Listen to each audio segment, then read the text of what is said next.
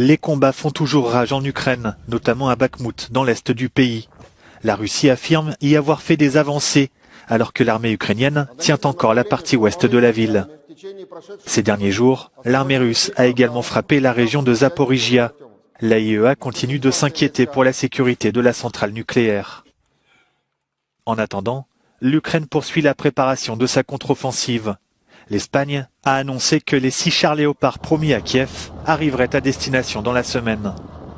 Le vice-ministre ukrainien des Affaires étrangères, Andriy Melnik, a lui exhorté les alliés à faire plus en leur demandant de consacrer 1% de leur PIB à la fourniture d'armes à l'Ukraine.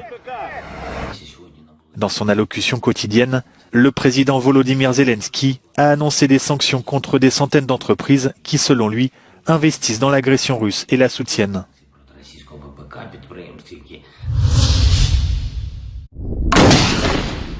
Entraînement de soldats ukrainiens en République tchèque. Ici, dans d'autres pays ou à Kiev, l'Ukraine continue de préparer sa contre-offensive et peut compter sur le soutien de ses alliés, réunis vendredi sur la base américaine de Ramstein, en Allemagne. Mais entre stocks insuffisants, crainte d'escalade et problèmes logistiques, Européens et Américains se sont montrés plus prudents que Kiev ne l'aurait souhaité. І, на щастя, Україна має за спиною ресурси партнерів. І тому, якщо подивитись на кількість прапорів, які представлені клубом Рамштайна, це більше 54 країни, це набагато більше, ніж прапорів, підтримку має Росія. І, звісно, коли ти маєш війну, тобі ніколи не буде вистачати всього. Завжди чогось буде не вистачати. Sur le terrain, les combats continuent de faire rage dans l'est de l'Ukraine, notamment à Bakhmout. La Russie affirme avoir atteint la partie ouest de la ville, toujours tenue par l'armée ukrainienne. Honneur militaire pour le président brésilien, accueilli à Lisbonne par son homologue portugais. Pour son premier voyage en Europe depuis son retour au pouvoir en janvier, Lula a choisi de rendre visite à l'ancien colonisateur.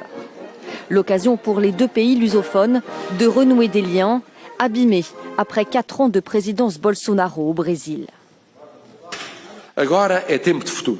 Il est temps maintenant de penser au futur, d'élargir nos horizons. Voilà la signification principale de votre visite ici aujourd'hui. Lula, lui, cherche à remettre le Brésil au centre de la géopolitique mondiale. Mais le dirigeant brésilien arrive au Portugal après avoir suscité une polémique au sujet de la guerre en Ukraine. Lors d'un récent voyage à Pékin, il a déclaré que les États-Unis devaient cesser d'encourager la guerre et que l'Union européenne devait commencer à parler de paix. Des propos qu'il tente depuis de modérer en essayant de jouer les équilibristes. Je ne veux faire plaisir à personne, je veux juste trouver une manière d'amener les deux parties à la table des négociations.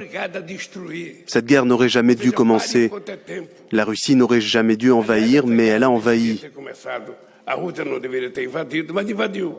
Le président portugais a quant à lui rappelé que la négociation suppose d'abord le droit pour l'Ukraine de pouvoir réagir à l'invasion. Des divergences de point de vue qui n'ont pas empêché les deux dirigeants de signer des accords bilatéraux dans les domaines de l'énergie, de l'éducation ou encore du tourisme.